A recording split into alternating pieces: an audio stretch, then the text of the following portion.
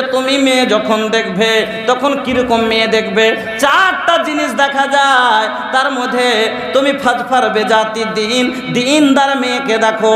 যদি দিনদারি থাকে তার মধ্যে দাওলাত ধরিও না, তুমি নাসাব খানদান দেখিও না, মেয়েটার সুন্দরী রূপ দেখিও না, টাকা দেখিও না। যদি তোমার কাছে ওই বাড়ির সংসারে যদি সুখ চাহো, ছেলে মেয়ে যদি ভদ্র নিতে চাহো, ছেলে মেয়ে যদি ভালো নিতে চাহো, তাহলে শোনো, বোম্বাই আম লাগে, তুমি খেতে চাও মিষ্টি আম, তুমি খেতে চাও কাঁচ মিষ্টি আম, তাহলে ফজলির গাছ লাগাতে হবে। ন্যাংরার গাছ লাগিয়ে তুমি ফজলি আম জীবনও চোখে দেখতে পাবে না। ফজলি আমের গাছ লাগাইতে হইবে, তাইলে ফজলি আম পাওয়া যাবে। ওরকমই তুমি মেয়ে যখন নিবে, তুমি পরেজগার মেয়ে নিবে, পর্দানাসীন মেয়ে নিবে, তাহলে তোমার বাড়ির সব পর্দা হবে, পর্দানাসীন পয়দা হবে। যেমন মা তেমন তার বাড়ির সন্তানকে করবে। আমার বন্ধুরা, নবীজি বললেন, শোনো, তুমি যখন বিয়ে করবে এই চারটা জিনিসের মধ্যে ফাজফার বেজাতি দিনদারকে তার জি দাও, দিনদারটাকে বাড়িতে আনো। আজকে কালো লিব কোনো কথা নয়, টাকা চাই, টাকা ছাড়া কিচ্ছু নাই। দিনদার হোক বা না হোক, টাকা কতটি পাওয়া যাবে? নবা মেয়েটা সুন্দর হোক বা না হোক, টাকা কেমন পাওয়া যাবে? আল্লাহ রে আল্লাহ, ও যুবক, কি করবে জীবনে জি?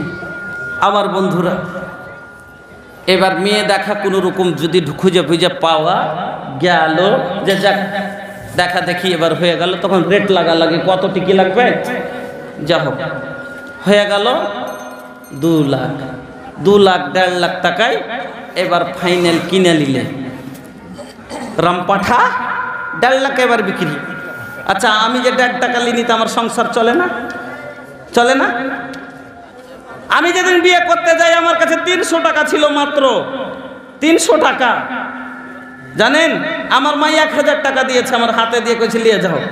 একটা মৌড়া ছেলেকে আমি বিয়ে করেছি, আমাকে 4 লাখ টাকা 3 লাখ টাকা দিয়ে দিবে, খালি তাইয়ের হয়েছিল। এখনো যদি বিয়ে দিতে যান তো 3 লাখ 4 লাখ টাকা দেবে। হ্যাঁ, তখন দিতে চাচ্ছিল, কিন্তু 1 টাকা করে না, লিব না।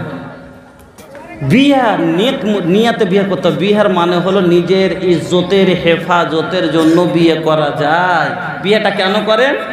বিয়ের উদ্দেশ্য হলো নিজে যাতে গুনাহ থেকে বেঁচে থাকতে পারি, যে নাই লিপ্ত না হয়, এই নজরটা যেন পর মহিলার উপরে না পড়ে। নিজের নজরের হেফাজত, নিজের অন্তরের হেফাজত, নিজের মনের হেফাজত, নিজের সারামগাহের হেফাজতের জন্য বিয়ে করা যায়। বুঝলেন? বিয়ের মানে হলো এটা, নিজকে বাঁচিয়ে নেওয়া।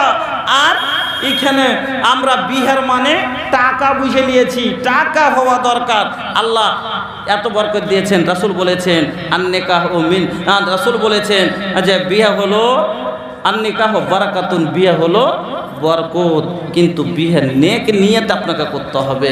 আমি করেছি, দেখেন আলহামদুলিল্লাহ। সেদিন একটা লোকের কাছে 300 টাকা পাচ্ছিলাম না, এখন 3 লাখ টাকা চাই, খট করে বের করে দেব।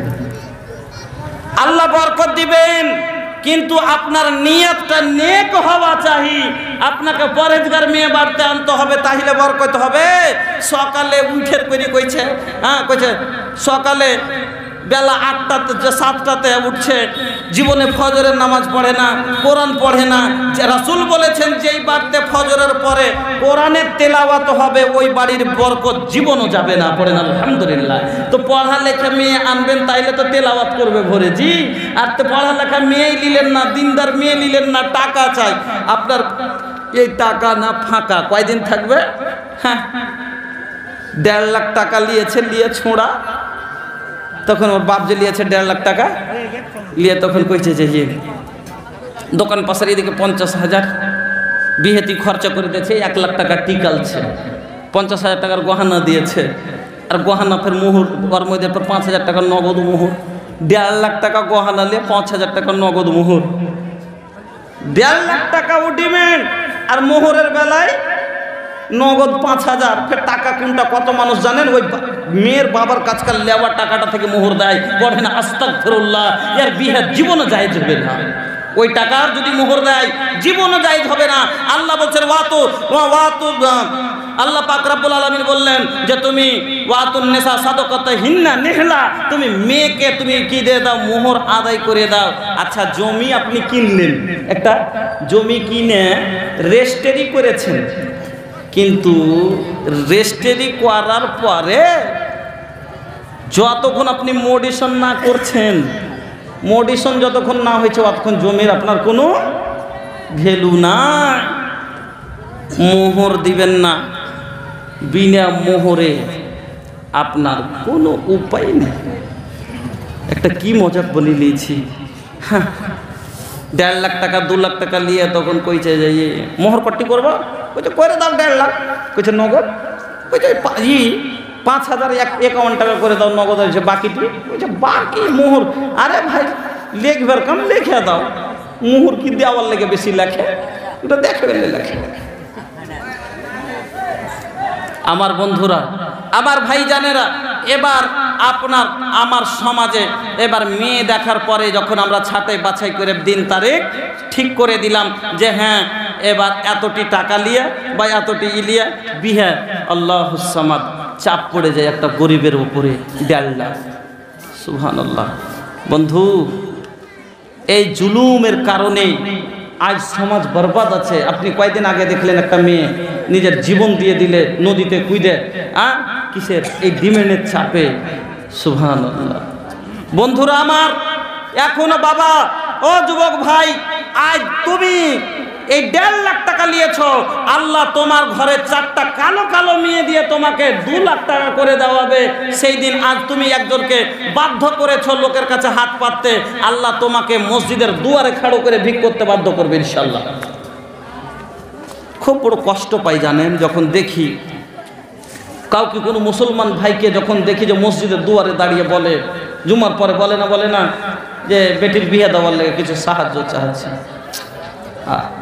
ভিতরটা ফেটে যায়। সত্যি বলছি, যে রাসূলের তারিখ, রাসূলের সুন্নাত আদায় করবে, বিয়ে করবে একটা মেয়ে, বাবা কত আদরে সম্মানে নিজে না খেয়ে কষ্ট করে মেয়েটাকে মানুষ করেছে, বড় করেছে, আর বড় করে ওকে তুলে দিবে ওর জিন্দগির সাথী, যে ওর পা টিপবে, যে ওর গোসলের পানি দিবে, যে ওর কাপড় খাজবে, ওর সারা জীবন ছেলের পেচ্ছাপ পায়খানা টানবে, ওর ছেলেকে ঝুড়িতে ডুবিবে, তাকে ফের টাকা দিয়ে নিতে হবে। আল্লাহুস সামাদ। বিয়ের চাপে এবার 1.5 লাখ টাকা যখন আপনি বলে দিলেন, ওই বাবা তখন গ্রামে গ্রামে মসজিদে যায়, তখন হাত পাতে আর বলে বিয়ের জন্য ভাইজান কিছু সাহায্য করেন। কিসের জন্য? আপনি 150টা 100টা বরযাত্রী দিলেন, এই 100টা 50টা বরযাত্রী আপনি পাঠালেন কিসের জন্য? পরের বাড়ি যত যাবে যাক, কি পাবেন খেতে? 2টা সেবের চির, 2টা কমলা লেবুর চির, 2টা রসগোল্লা, 2টা ডালমুট, 2-4টা কাজুর দানা, 5টা কিশমিশের দানা, এই তো একটা প্যাকেটে পান। আপনার কাছে আসে তো 2টা কাজুর দানা, আপনি জীবনে কাজু খাননি, বাপের জন্মে রসগোল্লা খাননি, আপনি বাপের জন্মে কোনোদিন সেব খাননি। আরে ভাই সেব তো ডেলি খাচ্ছেন, আঙ্গুর তো ঢেরি 50 টাকা কিলো। তাহলে আপনার বাড়িতে বলবেন মাংস তো ভর 2 দিনে খাচ্ছেন, তাহলে সামান্য 2টা মাংস, সামান্য 2টা সেবের চির, এইটুকু খাওয়ার জন্য আপনার লেগে একটু, কিন্তু একটা লোকের জন্য 50,000 টাকার বাজার, একটা লোকের জন্য 50,000 টাকার বাজার। আর এই 50,000 টাকা জমা করতে ওই বাবাকে কত দুয়ারে যে হাত পাততে হয়েছে। কাউকে হাত পাতি আপনি টাকা নিয়েছেন, বলেন আপনি জীবনে কোনোদিন সুখী হতে পারবেন এই বিয়ে করে? আপনার বাড়িতে বরকত হবে? কাউরির চোখে জল দিয়ে কানিয়ে, কাউরির দুয়ারে দুয়ারে দাঁড় করে আপনি টাকা নিয়েছেন, আপনার জীবনে কোনোদিন আল্লাহর তরফ থেকে জীবনে কোনোদিন বরকত আসবে না। আপনার বাড়ি গরিবই থাকবেন, আপনার জীবনে কোনোদিন শান্তি আসবে না। বন্ধুরা আমার, কোনো বাবাকে যখন মসজিদের দুয়ারে দেখি, সত্যি বলি ভাইজান অন্তরখান ফাটে। হায় রে মুসলমান, সামান্য দুটো সেবের চির খাবে, সামান্য দুটো কমলা লেবুর চির খাবে, সামান্য দুটো মিষ্টি খাবে, এই জন্য আর মাংস ভাত খাবে, এতে এর থেকে বেশি তো আর কিছু নয়। এই জিনিসটা তো নিজের বাড়িতে খেতে পাওয়া যায়। এর জন্য 150টা লোককে আপনি একবারে লাইন ধরিয়ে দিলেন, আপনি কুটুমের মজবুরি বুঝলেন না। গরিব লোকটা এবার যতদূর শক্তি অনুযায়ী ব্যবস্থা করেছে, না হলে বেটির ফের জ্বালা হবে। যতদূর শক্তি অনুযায়ী বিক্রি করেছে, মাছ করেছে, মাংস করেছে। এখানে ঠাকুর যখন এত বাড়িতে যা পাইছে তখন একটা ল্যাথড়া পাইলে টেনে টেনে ছিঁড়ছে, চোখ দিয়ে পানি বাহির করে দিবে। আর ওখানে যাওয়ার পরে তার কাছে এটা ল্যাথড়া, এখানটা ল্যাথড়া হটিয়ে দিয়ে দিলে, এখানটা ফুসকা হটিয়ে দিয়ে দিলে, এখানটা হাড্ডি বাড়তে, তারপরে তখন নুড় হাতে বেরিয়ে খাবে।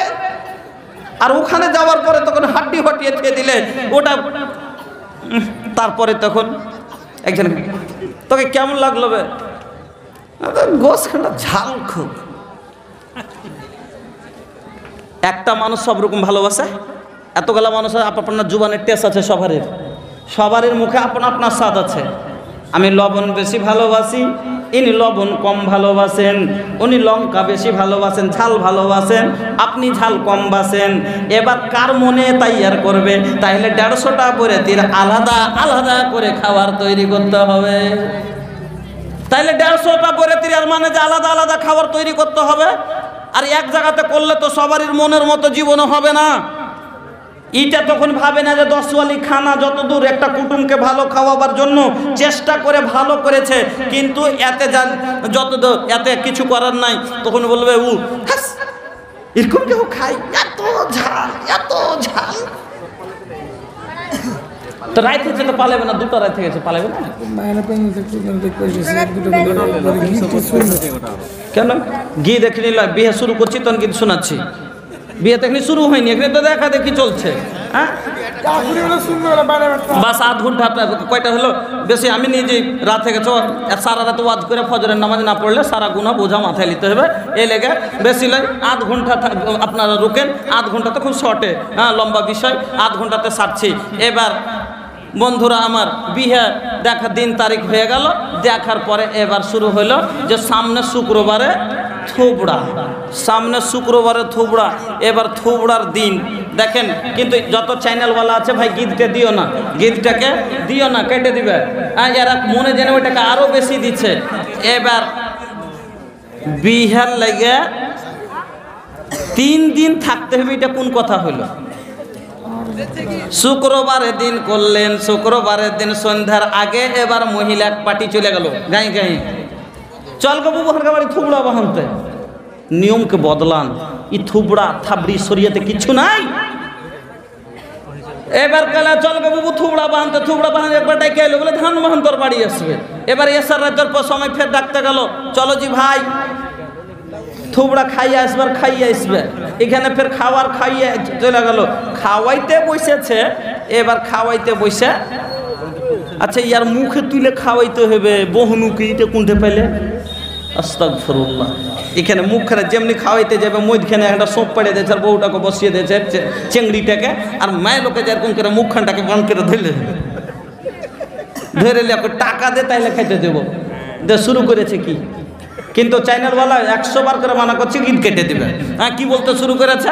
কইছে আমের দুধের বাছা রাঁধেছি ক্ষীর, খাও খাও রে বাছা দাদর হাতের ক্ষীর, দাদর গরু